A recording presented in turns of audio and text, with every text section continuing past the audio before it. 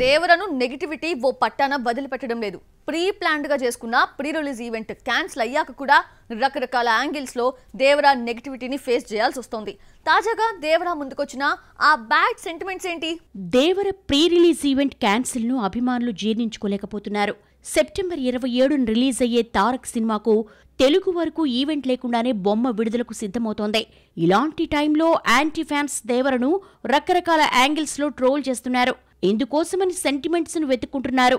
దేవరకు జరిగింది రేపు మిగతా పెద్ద సినిమాలకు జరగొచ్చు. ఆ భయాలు పరిశ్రమ వర్గాలను వెంటాడుతున్నాయి. తారక్ ఫ్యాన్స్ దేవరకు ముందున్న మిగతా సవాళ్లను చూసి ఇంకా ఆందోళన చెందుతూనే ఉన్నారు.